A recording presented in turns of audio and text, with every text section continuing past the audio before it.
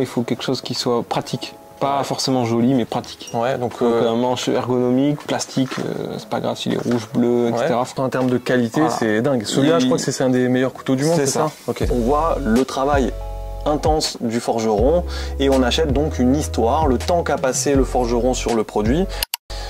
Salut à tous, moi c'est William de couteauduchef.com. Et moi c'est Florent de couteauduchef.com. On est ravis de vous revoir aujourd'hui. On va vous faire une vidéo sur le choix du couteau quand on veut en offrir un. C'est une question qui nous est posée tout le temps. Qu'est-ce que j'offre comme couteau? Ouais. À qui, à quoi, comment, etc. À quel moment, voilà. On a pris plein de couteaux devant nous là, cette fois-ci. Et on va essayer de voir, avant de dire ce qu'il faut offrir, il faut voir en fait à qui on l'offre. Je pense que c'est la première des choses à savoir. Donc ça c'est la première question. Donc si tu veux, ce qu'on peut faire, c'est commencer à avoir les profils. Ouais. Donc ce que je te propose, c'est de commencer par tout ce qui est étudiant, tu sais les mecs qui font les CAP, cuisine, hôtellerie. Ouais, voilà, c'est ça. Donc charcuterie, boucherie, etc. Tout ce qui touche au monde du CHR. Ouais. Donc pour ces mecs-là, qu'est-ce que toi tu conseillerais? Moi, il faut quelque chose qui soit pratique, pas forcément joli, mais pratique. Ouais, donc un manche ergonomique, plastique, c'est pas grave s'il est rouge, bleu, etc. Faut qu'il soit, qui glisse pas quand on a la main trempée. Ok. Inox, solide. Solide, ouais. Facile à entretenir, facile à entretenir. Avec le fusil quoi. Ouais voilà, pas un acier trop dur parce que sinon quand il va être un peu déplacé sur les tables inox, etc., il va s'abîmer. Ok. Par exemple, si on montre, là tu vois, j'ai un coffret Sabatier là. Ah ça c'est super. Par exemple. Ça c'est bien pour les étudiants. C'est beau cadeau. Ça, voilà, bon c'est 109,90 €, c'est fabriqué en France. C'est des manches 3 rivets, très très jolies. Voilà, et pour le coup c'est nickel pour les étudiants. Honnêtement, vous avez un chef 20 et un office 10 dessus, donc super. En ce moment à 109,90 € sur le site, c'est très bien ça. Quoi d'autre comme marque? Il y a par exemple les Fischer Bargouin, les Arcos, etc. avec des manches une bonne ergonomie, c'est un peu moins joli quoi. Ça tient bien et tout. Et après t'as 32 Dumas aussi. Ouais. Mais après les grosses marques sur les couteaux pas chers et de qualité, c'est donc Victorinox comme tu as dit, tu as Fischer Bargouin qui est fort aussi, et chez les Espagnols tu as Arcos. Ouais, voilà, ok. Donc voilà, si vous voulez faire plaisir à un étudiant CAP, BEP, il faut pas faire dans le trait joli, il faut faire dans le trait efficace. Ouais, c'est ça. Ce qu'il faut souvent réfléchir quand on fait appel quand on essaye d'acheter des couteaux pour les étudiants, c'est d'acheter une mallette. Tu prends la mallette et souvent en fait, d'ailleurs toutes ces marques dont on a parlé, Victorinox, Sabatier, Fischer Bargouin, c'est toutes des marques qui vendent les produits avec mallette pour les étudiants souvent, avec des spécifications. On a des mallettes pour les bouchers, on a des mallettes pour les charcutiers, on a des mallettes pour le poisson, pour la pâtisserie, etc. Donc très bien. Puis il y a la gravure. Intéressant. Ah ouais, ça, tu fais graver ton nom, tu peux le retrouver comme ça. Si le pas, si le voisin il vient avec couteau Jérôme, c'est bizarre que tu t'appelles pas Jérôme. C'est ça. Voilà. Bon, très bien. Maintenant, Flo, si on parle plutôt cette fois, au lieu de parler à un étudiant en cuisine, on parle à un cuisinier pro. Bon, c'est un petit peu le même principe, mais peut-être en montant un peu plus en gamme. Ouais. Parce qu'il aura eu ses premiers couteaux quand lui était en CAP, etc. Et peut-être là, il voudra monter un peu plus en gamme. Donc on va être par exemple ça peut être ça.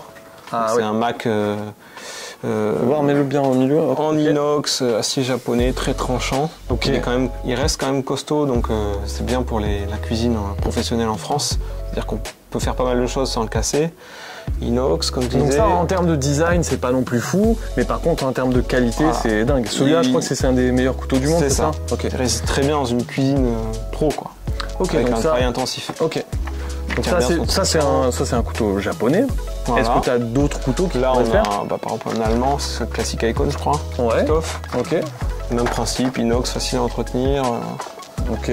Là on a un global aussi. Global. On va le laisser dans la boîte pour vous connaissez un peu Global, mais Global c'est pareil. Alors d'ailleurs Global c'est particulièrement aimé des chefs et des pros parce que c'est du tout acier, c'est réputé sur le marché depuis pas mal de temps, donc ça reste un bon produit pour un chef si vous voulez faire plaisir à un chef. Après ce qu'il faut savoir aussi c'est qu'attention, là toutes les marques qu'on a proposées, les prix sont plus les mêmes que ce qu'on a proposé avec Victorinox ou Sabatier où là les prix ça tournait aux alentours de 30 € on va dire pour un couteau de chef. Là, on est plus aux alentours de 100, 130, 150 euros. Et après, plus beau cadeau encore, il y a par exemple, on peut aller sur du damas. Ouais. Bah là, c'est un peu le même principe, inox, etc. Mais on est sur du damas, donc c'est plus joli encore. Et là, la marque, c'est quoi? Là, on est sur Satake. Satake, ok. Satake qui, au final, a des prix super contenus. Donc, bon, bah, là, on est en damas, etc. Mais on est à 199 les deux. Fais voir. Ah ouais, ok, pas mal. Bon, on a un beau coffret, franchement, c'est bien. Tout made in Japan. Fabriqué au Japon, super. Voilà, donc là, on est à un peu moins de 200 euros. Très bien.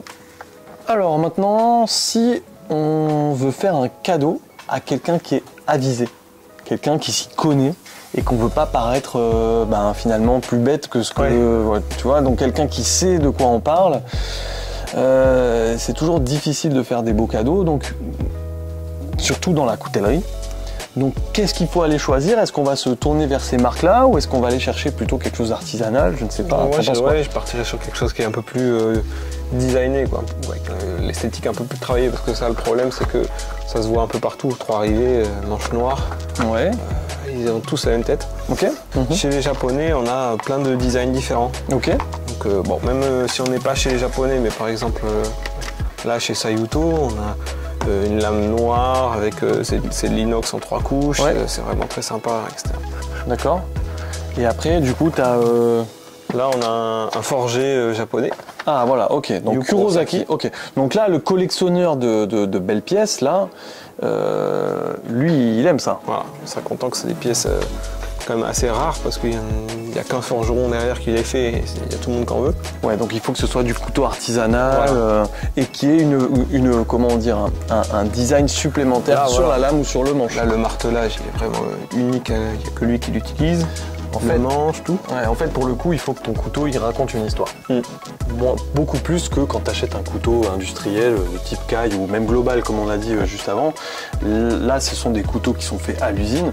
Pour le coup, sur celui que tu nous as montré, ici, vraiment, on voit le travail intense du forgeron et on achète donc une histoire, le temps qu'a passé le forgeron sur le produit et qu'on va pouvoir avoir donc chez soi. Voilà, donc en fait, on achète de la rareté quand on achète un produit comme ça et les collectionneurs, très souvent, c'est ce qu'ils aiment. Là, c'est un peu pareil, c'est un autre forgeron, Masashi. On est sur du semi-inox, là on était sur l'inox aussi, avec des manches un peu travaillées. Et là, on n'est pas sur du carbone encore, mais bon, il y a les mêmes choses en carbone. C'est des pièces où, voilà, si on sait que la personne va en prendre soin parce qu'elle est passionnée ou collectionneur, on peut aller là-dessus. Si c'est quelqu'un qui utilise ça de façon à la chaîne parce qu'il travaille, c'est un cuisinier professionnel, ça vaut pas le coup parce qu'il va couper quelque chose et des fois il va laisser beaucoup de temps avant de le laver ou autre, il va s'empresser de le pousser, etc. Là non, celle-là il faut éviter de faire ça. On pourrait même partir sur des pièces encore plus haut de gamme où on n'a même pas envie de les utiliser des fois. Donc des lames qui sont polymiroirs, où quand on va l'utiliser, on peut perdre ce polymiroir. Donc elle va plutôt être une pièce de collection, comme les Kisuke Manaka, mais ça c'est 1800 € pièce. Un Manaka, pour l'utiliser, c'est un peu gênant, hein, savoir qu'on a une pièce aussi chère, comme si on achetait une Lamborghini et on allait à Intermarché avec. C'est un peu plus compliqué. Ces pièces-là encore, c'est plus le cuisinier passionné qui va vouloir s'en servir. Donc finalement, le cuisinier passionné et le collectionneur de belles pièces, ils vont peut-être aller sur plus ou moins les mêmes forgerons. Par contre, le collectionneur va aller sur des produits plus chers parce qu'il ne va pas les utiliser. Le cuisinier passionné, il va être content de pouvoir utiliser quelque chose. Bon, et si finalement tu n'es ni étudiant, ni cuistot, ni collectionneur de pièces, c'est juste que tu as envie d'avoir un bon couteau à la maison et que tu fais de la cuisine comme tout le monde et tu as envie d'un bon couteau. Qu'est-ce que tu prends? Le choix est quand même très varié, tu sais jamais trop comment faire. T'arrives, en fait, t'es un peu comme chez le garagiste, on te propose 200 couteaux devant toi et mis à part regarder le design, tu sais pas trop comment faire. Alors, moi je demanderais d'abord, est-ce qu'il est méticuleux ou pas? S'il n'est pas méticuleux, il faut surtout éviter par exemple le carbone, où on a besoin d'un peu plus d'entretien. Pourquoi le carbone? Parce que si c'est un acier au carbone, si tu coupes des aliments, tu laisses un peu traîner le couteau, il va patiner, il va changer de couleur, etc. Ça aime moins. Le couteau inox, il craint quasiment rien. Il va craindre le lave-vaisselle et de traîner dans un évier, mais sinon, voilà, il craint pas grand-chose. Ok, super. Donc s'il est méticuleux, on peut se permettre d'aller sur tout. S'il n'est pas méticuleux, on reste sur de l'inox et on évite à la limite les forgerons qui font des lames très fines en acier qui coûtent très cher, sinon ils risquent de l'abîmer. Et à partir de là, il y a beaucoup de produits visuellement qui sont très beaux. Ça peut aller jusque là, ça peut être plutôt de l'efficacité. Ça, à la maison, c'est génial aussi. Hein. Ouais, ça dépend de ton budget en fait. Voilà, c'est ça. Si tu es prêt à mettre 50 € par exemple, voilà, tu pourrais très bien te prendre un couteau de chef le Uzaki. Exactement. Voilà, lui il est à 46,90. C'est déjà un très bon couteau. En fait, ce qu'il faut voir surtout, c'est plutôt que d'acheter une marque en premier lieu, de dire ah non mais moi je connais cette marque, je veux ça. Non, il faut regarder surtout la qualité qu'on achète et combien de temps il va pouvoir durer. Voilà, combien de temps il va pouvoir durer sans qu'on ait à l'aiguiser forcément. Ok. Donc t'as ce Uzaki pour 50 €. Et ceux-là. Après ouais, t'as le Kai aussi. La gamme Kai Wasabi Black. Voilà. Gamme Kai Wasabi Black. Bon là c'est un couteau très spécifique, mais le reste de la gamme c'est plus normal. Ouais. Le Uzaki là-bas en olive, ou pour une cuisine ça fait forcément super joli. Ah, on est sur un manchon d'olivier, donc. Voilà. Et là, le prix, on est à 145,90 pour le coffret de 2 couteaux. Voilà. Donc, ce qu'il faut voir surtout, c'est l'entretien et puis en premier lieu, le budget. C'est ça. Ouais, le budget.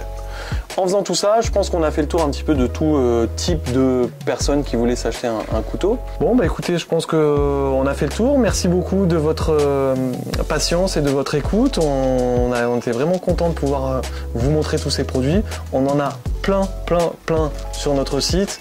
On vous en a montré que quelques-uns. Là, c'est difficile de choisir en fait parmi tous ces produits qu'on a et parmi toutes les marques. Donc merci beaucoup, n'hésitez pas si vous avez des questions à les poser dans les commentaires ou alors nous téléphoner ou nous envoyer des emails directement à notre équipe, on sera ravis de vous aider. Et puis on espère aussi par la suite pouvoir vous proposer encore de nouvelles marques parce que c'est notre envie à nous de proposer plus de marques, d'aller chercher toujours un petit peu plus loin pour proposer le mieux qu'on puisse vous offrir. Merci beaucoup, merci, à bientôt. À la prochaine. Ciao, ciao.